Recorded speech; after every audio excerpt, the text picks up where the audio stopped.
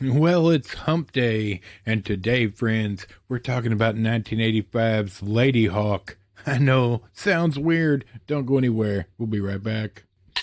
Blackout Coffee, America. Hooah!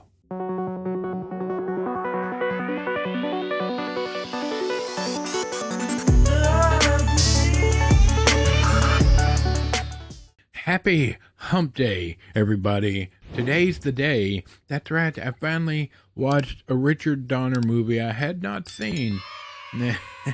We gotta talk about it. I was at Goodwill the other day with Nerdy Wife, and I found a few DVDs, and I bought them because they were super cheap and in good shape, and one of them was Lady Hawk. Now, I'm going to be honest. I'm going to be honest with you. I've never watched this for one reason. I'm not a big fan of Matthew Broderick. There's something about him that puts me off when watching a movie. Yeah, yes, friends. Ferris Bueller's Day Off. I've seen it. I like it. But that's one of the only movies that I can stand him in. No joke. Now, there may be others. But in my Swiss cheese brain, I just don't like him. But I bought it anyway, and I thought it was time to watch it. All right, so let's take a look at it, and then we'll get into it. Lady Hawk, 1985, PG-13, 2 hours and 1 whole minute. Yes, this movie is really long for what it is. Dark fantasy, sword and sorcery, adventure, comedy sort of stuff, right? The thief, Gaston, who's called Mouse, that's his nickname, escapes the dungeon of medieval Aquila through the latrine. Soldiers are about to kill him when Navarre saves him. Navarre, traveling with his spirited hawk, plans to kill the Bishop of Aquila with the help from Mouse. This is the sorriest synopsis ever. There's so much more to this story, and it's extremely unique, and we're going to get into that in just a minute. Directed by Richard Donner, written by Edward Kamara, Michael Thomas, Tom Mankiewicz, starring Matthew Broderick, Rutger Hauer, and Michelle Pfeiffer. Let's go. All right. So, first things first. The synopsis for this movie. So, basically, there's this evil bishop in this city, Aquila, and the king of the guard, the head guard, the head dude, who's awesome. He's whatnot. He's a huge fighter. Rutger Hauer, right? He and the bishop both fall in love with this one woman, and the woman won't be with the bishop. She wants nothing to do with him. That's Michelle Pfeiffer, and so the bishop casts a spell on them so that they'll never be able to spend time together again. During the daytime, Rutger Hauer is a human, and he has a hawk. And the hawk is Michelle Pfeiffer.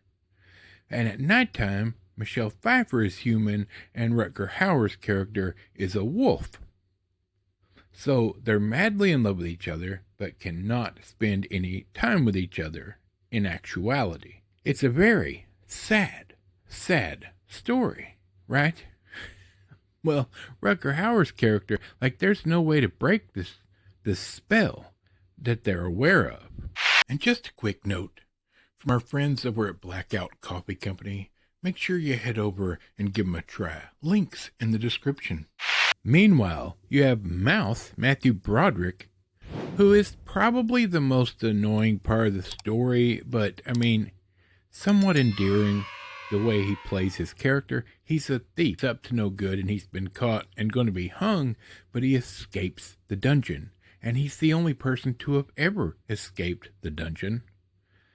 And so Navarre, Rutger Hauer, wants Matthew Broderick's character Mouse to get him into the city so he can kill the bishop, right? Because he believes if you kill the bishop, the charm or spell or whatever will be erased. Now, in the meantime, the biggest downfall, at least on this DVD, it may be different if there's an updated version. I didn't look into it to see if there was. I know it's streaming on Tubi, but I can't imagine it's any better quality than this DVD. The soundtrack is so, like, horrifically bad.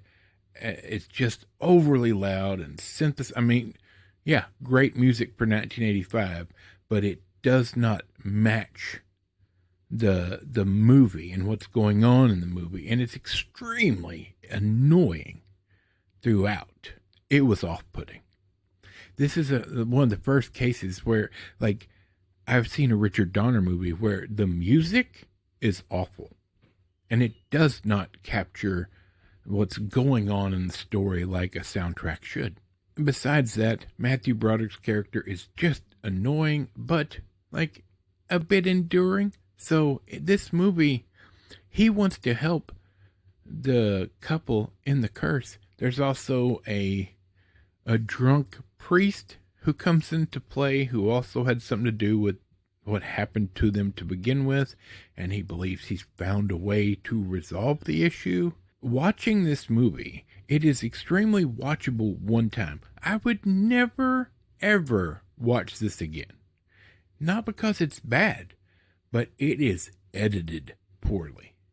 There's just a bunch of jumping around that seems unnatural and does not flow, while the story is a great story. The actors, they do a great job of portraying the characters. But I don't know if everybody, while this was being made, was just busy doing something else, but it feels like there's bits missing.